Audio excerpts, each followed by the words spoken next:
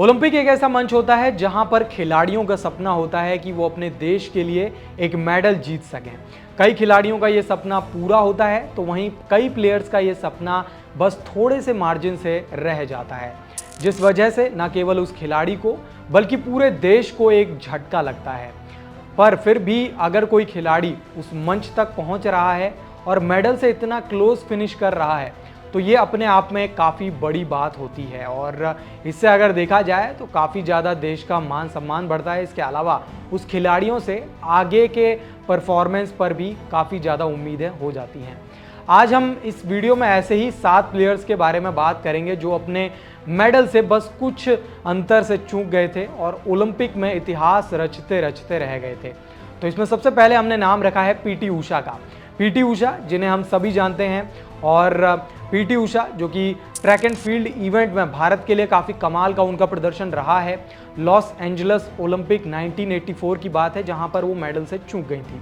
लेकिन सबसे पहले आपको बता दें कि पीटी ऊषा ने एशियन गेम्स में काफ़ी कमाल का प्रदर्शन किया हुआ था 1984 में और उन्होंने एशिया की रिकॉर्ड होल्डर का जो खिताब था वो अपने नाम किया था, जिसमें उन्होंने सिल्वर मेडल जीता था 100 मीटर्स और 200 मीटर्स के इवेंट्स में, जो कि एशियन गेम्स हुए थे 1982 में नई दिल्ली में। इसके बाद जब बात आती है जो ओलंपिक होता है वहाँ पर जब 400 मीटर हर्डल में वो गेम खेलती हैं तो वहाँ पर उनका जो है 4th फिनिश होता है और मेडल से बस 0.01 सेकेंड से चूक जाती हैं।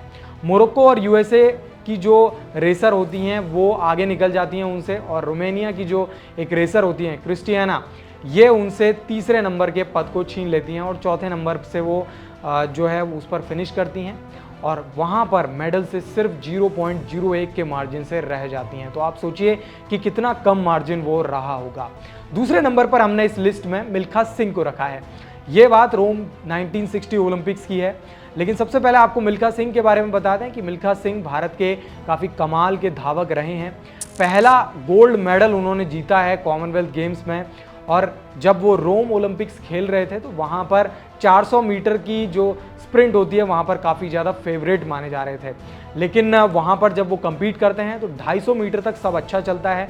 250 मीटर के बाद उनसे एक एरर हो जाता है जहाँ पर वो 250 मीटर के बाद स्लो डाउन करते हैं अपने आप को, जिस वजह से ओटियस डेविस और कार्ल हुफमैन ये अपने आप को आगे पाते हैं और इनको ओवरटुक कर लेते हैं, जिसके बाद पहले और दूसरे नंबर की पोजीशन पर ये खिलाड़ी पहुंच जाते हैं और तीसरे नंबर की पोजीशन के लिए मिल्खा सिंह मैल्कम स्पेंस से, जो कि अपना रिकॉर्ड तोड़ते हैं ओलंपिक का, उनको पीछे कर देते हैं। लेकिन इस सब में मिल्खा सिंह पीछे रह जाते हैं और वो भी ओलंपिक के मेडल से जस्ट बाल रह जाते हैं, यानी 0.1 सेकेंड से वो अपना ओलंपिक मेडल मिस कर देते हैं।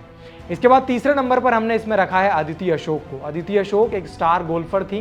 टोक्यो 2020 में उन्होंने 4th फिनिश किया था और आप सोचिए जरा कि 200वीं रैंक उनकी थी गोल्फ सर्किट में और वहाँ पर वो खेलने आती हैं और उसके बाद कमाल का प्रदर्शन उनका रहता है इंडिविजुअल स्ट्रोक प्ले इवेंट में और वहाँ पर उन्होंने 4था फिनिश किया था। लेकिन उस गेम की अगर बात की जाए तो उन्होंने राउंड 3 तक काफ़ी कमाल का प्रदर्शन किया हुआ था। 2nd नंबर पर वो स्थान उनका हासिल था। लेकिन उसके बाद जैसे ही 4th राउंड आता है तो वहाँ पर जापान और न्यूजीलैंड की गोल्फर्स ने एक्सेप्शनल परफॉर्मेंस किया और अदिति अशोक को 2nd राउंड से सीधा 4th राउंड पर जाना पड़ा। अदिति अशोक अगर वो जीतती वहाँ पर तो फिर वो उनका पहला मेडल होता और गोल्फ में भारत का मेडल का खाता खुल जाता। चौथे नंबर पर हमने इसमें मनु भाकर को रखा है। मनु भाकर जो कि भारत की स्टार शूटर बन चुकी हैं। पेरिस ओलंपिक्स में काफ़ी कमाल का उनका प्रदर्शन था। 10 मीटर एयर पिस्टल इवेंट में उन्होंने कमाल किया। इसके अलावा मिक्स्ड टीम इवेंट में भी उन्होंने काफ़ी कमाल का प्रदर्शन किया। लेकिन आज हम बता रहे हैं आपको जब वो मेडल की हैट्रिक लगाने से चूक गई थी। 25 मीटर एयर पिस्टल इवेंट का फाइनल मैच चल रहा था जहां पर उन्होंने 28 पॉइंट्स स्कोर कर दिए थे और वो लीड कर रही थी। लेकिन वहां पर जब शूट ऑफ होता है तो उसमें उनकी जो मेडल की हैट्रिक है उससे वो चूक जाती हैं और हंगेरियन जो शूटर होती हैं उनको ब्रॉन्ज मेडल मिल जाता है और चौथे नंबर पर मनु भाकर को फिनिश करना पड़ता है।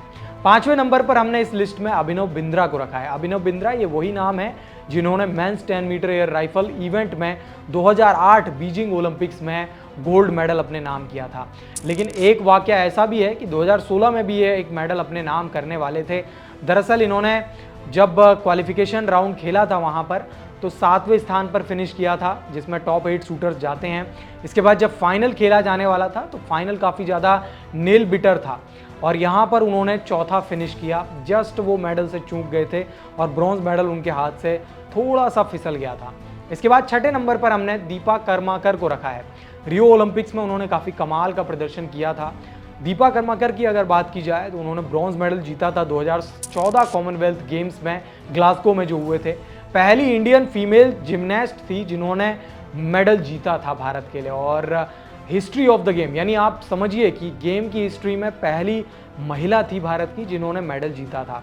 इसके बाद जब उनका मैच हुआ फाइनल मैच तो वहाँ पर उन्होंने 14.833 पॉइंट्स स्कोर किए और उन्होंने फाइनल के लिए क्वालिफाई किया, जो कि वॉल्ट इवेंट था उनका। और वहाँ पर जब वो फाइनल में खेली तो वहाँ पर मेडल से जस्ट 0.15 पॉइंट्स से चूक गई और चौथे स्थान पर उन्होंने फिनिश किया। सातवें और आखिरी पायदान पर हमने रखा है दीपक पुनिया को, जिन्होंने टोक्यो ओलंपिक्स 2020 में अपना पहले ही ओलंपिक्स में मेडल मिस कर दिया। Men's freestyle 86 kilogram category में वो फाइनल में जाने से चूक गए थे। सेमीफाइनल में उनको हार का सामना करना पड़ा, लेकिन उसके बाद जब ब्रॉन्ज मेडल मैच हुआ तो वहाँ पर उनको हार का सामना करना पड़ा सैन मैरिनो के एक पहलवान से, और जिसके बाद उनका जो मेडल था वो मिस हो गया। और उनके अगर मैच का स्कोर लाइन बताएं तो 4-2 के स्कोर लाइन पर उन्होंने फिनिश किया। तो इस तरीके से ये 7 नाम थे जिन्होंने मेडल से जस्ट ये रह गए थे।